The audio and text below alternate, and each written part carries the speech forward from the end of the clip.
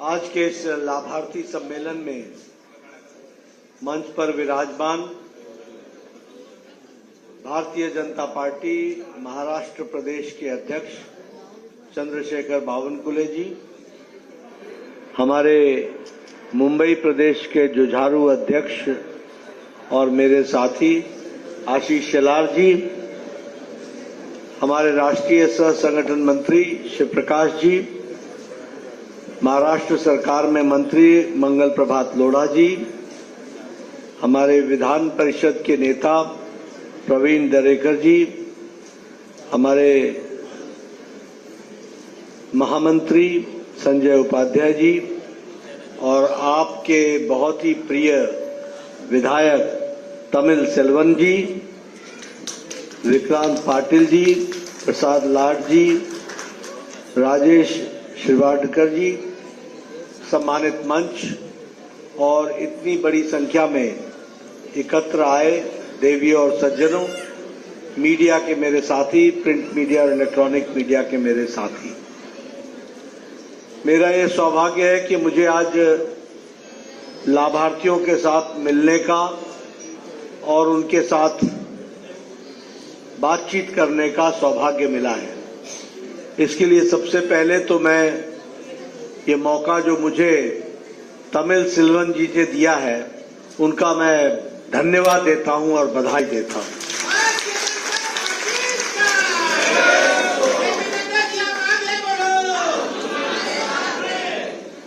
मित्रों, देश के अंदर आजादी के पश्चात लंबे समय तक कांग्रेस पार्टी ने राज किया और उन्होंने लंबे समय तक गरीबों के बारे में चर्चा की।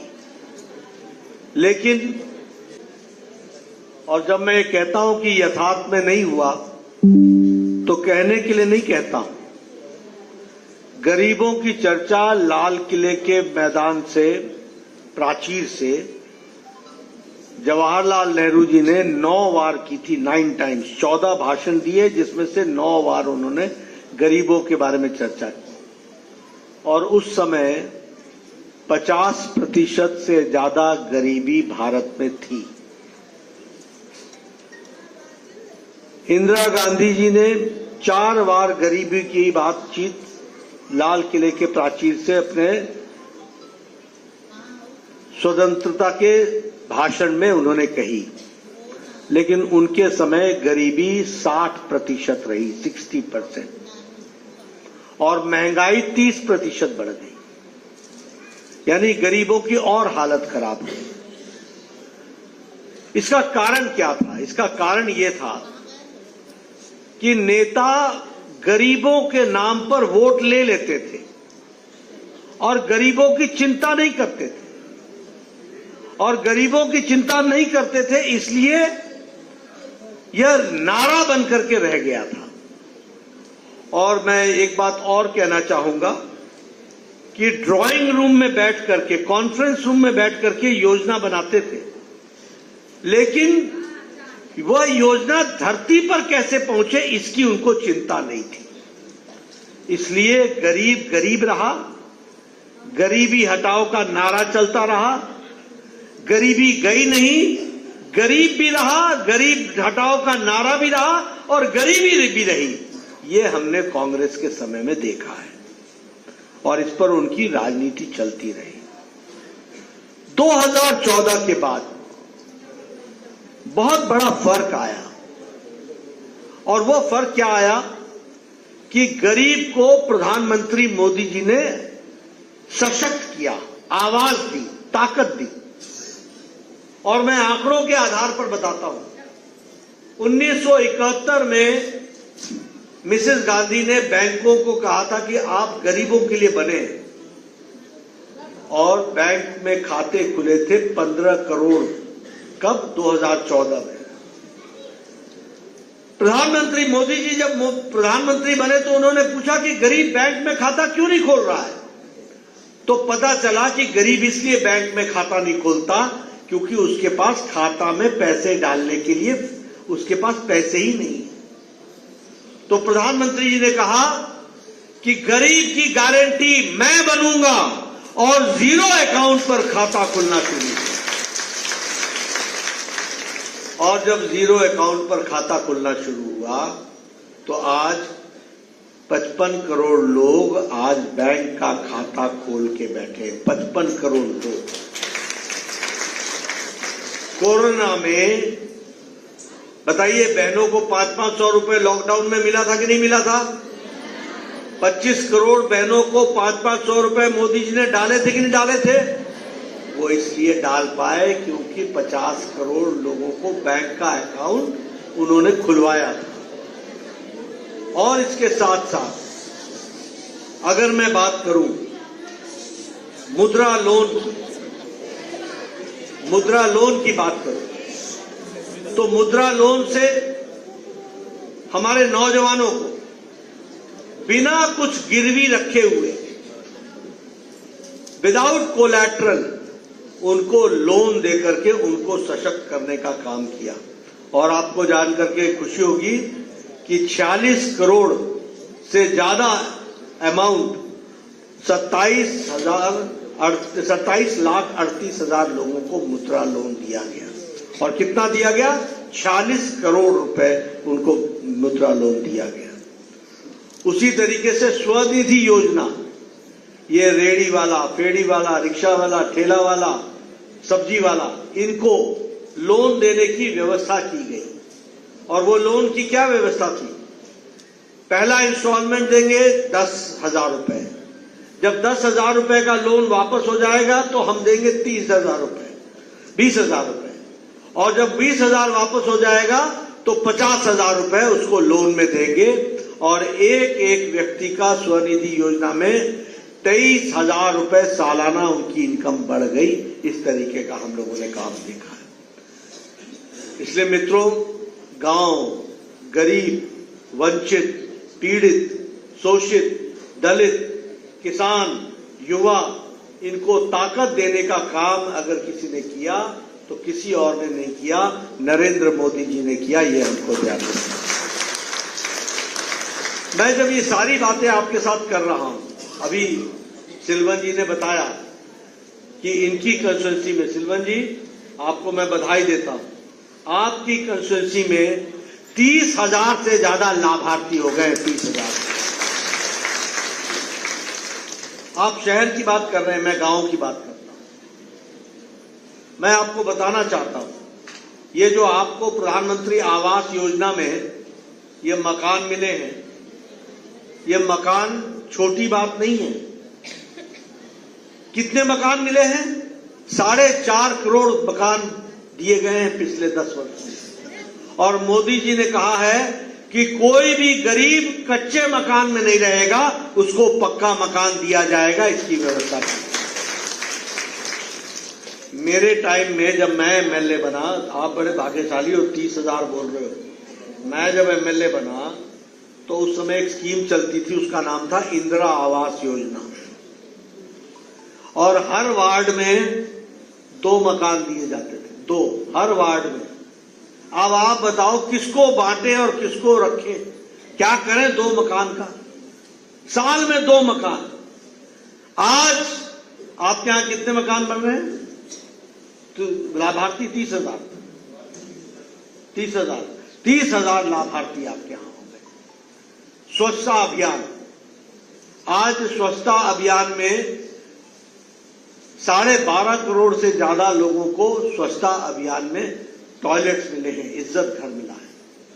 ये इज्जत घर महिलाओं का सशक्तिकरण करता है कि नहीं करता है? बताइए, मतलब महिलाओं का सशक्तिकरण करता है कि नहीं करता है? इसके पहले इसके बारे में क्यों नहीं सोचा गया? और संख्या कितनी है? 12.5 करोड़। और उसके साथ साथ अगर हम देखें उज्ज्वला योजना, 10 करोड़ लोगों को गैस का कनेक्शन दिया गया। 48 लाख लोगों को महाराष्ट्र में दिया गया। प्रधानमंत्री गरीब कल्याण अन्न योजना, मैंने शुरू में कहा था, गरीब गरीब रहा, गरीबी चलती रही और गरीब पर राजनीति चलती रही।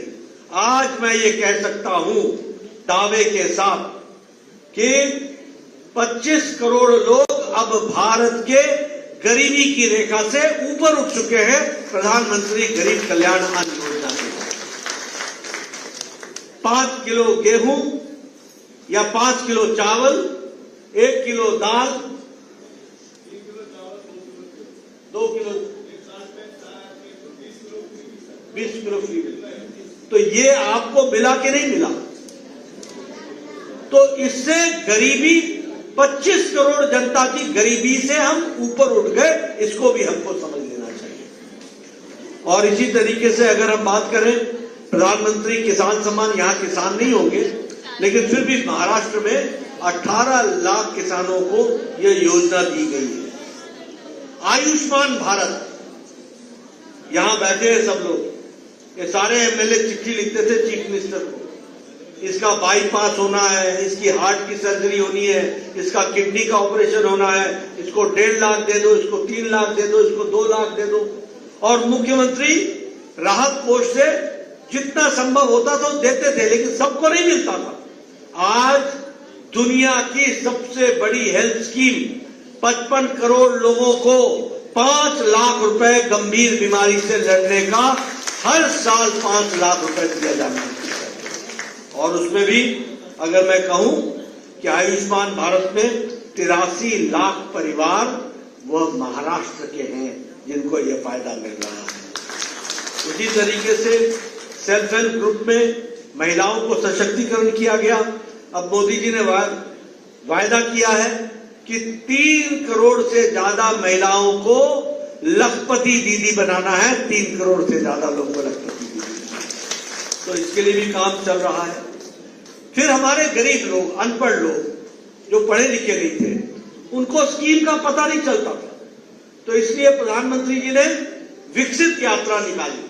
यहां भी आई थी विकसित यात्रा, चलवन जी आपके यहां विकसित यात्रा आई थी 1.5 महीना। वो किस लिए थी? वो इसलिए थी कि कोई गरीब अगर आयुष्मान भारत में छूट गया है तो उसको आयुष्मान भारत से जोड़ा जाए, जो स्वनिधि में छूट गया है उसको स्वनिधि से जोड़ा जाए, जो उज्ज्वला योजना में छूट गया है उसको उज्ज्वला योजना से जोड़ा जाए, जो किसान सम्मान निधि से छूट गया है उसको किसान सम्मान निधि में जोड़ा जाए। और आपको जानकर के खुशी होगी कि 3 करोड़ 85 लाख लोगों का ट्यूबरक्लोसिस का स्क्रीनिंग हुआ। उसी तरीके से 15 लाख से ज्यादा लोगों का, 42 लाख से ज्यादा लोगों का सिकल सेल का स्क्रीनिंग हुआ और 15 लाख से ज्यादा लोगों को स्वनिधि योजना से फायदा मिला और 28 लाख लोगों को जीवन ज्योति बीमा योजना से जोड़ा गया। 22 लाख लोगों को उज्ज्वला योजना का गैस का कनेक्शन दिया गया और 45 लाख लोगों को किसान सम्मान निधि में और जोड़ लिया गया। इस तरीके से काम हुआ है।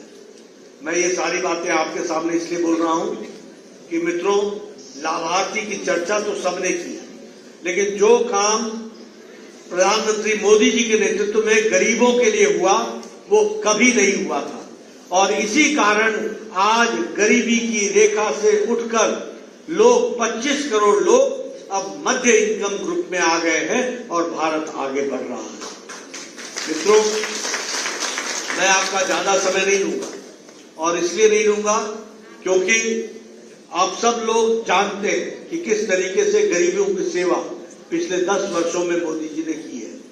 कांग्रेस पार्टी ने सिवाय भाषण देने के और सिवाय लोगों को गुमराह करने के और सिवाय भ्रष्टाचार करने के और कुछ नहीं किया है। मैं ठीक बोल रहा हूं कि नहीं बोल रहा हूं? भ्रष्टाचार किया कि नहीं किया? बोलो। राहुल गांधी बेल पर है कि नहीं है? सोनिया गांधी बेल पर है कि नहीं है? लालू यादव बेल पर है कि नहीं है? हेमंत सोरेन जेल में है कि नहीं है? मनीष सिसोदिया जेल में है कि नहीं है? केजरीवाल को ईडी का नोटिस है कि नहीं है? आप बताइए कौन नेता, ममता के सरकार के मंत्री जेल में है कि नहीं है? इन सब लोगों ने भ्रष्टाचार किया है, या तो जेल में है या बेल पर है। ये सिर्फ भारतीय जनता पार्टी है जो साफ सुथरे तरीके से देश को, गरीब को आगे बढ़ाने का काम और गरीबी समाप्त करने का काम तेज गति से कर रही है। और इसके साथ साथ विकसित भारत को एक लक्ष्य के रूप में लेने का काम उन्होंने किया। विकसित भारत होगा तो हम सब विकसित होंगे। विकसित भारत होगा तो देश में खुशहाली आएगी, हर व्यक्ति को सशक्तिकरण होगा, हर व्यक्ति को ताकत मिलेगी, हर व्यक्ति आगे बढ़ सकेगा। इसलिए मित्रों, मेरा फिर से आपसे निवेदन है, आज मुझे इस लाभार्थी सम्मेलन में आने का मौका मिला। आप लोगों ने बड़े ध्यानपूर्वक मेरी बात सुनी, आपका बहुत बहुत धन्यवाद। जय भारत।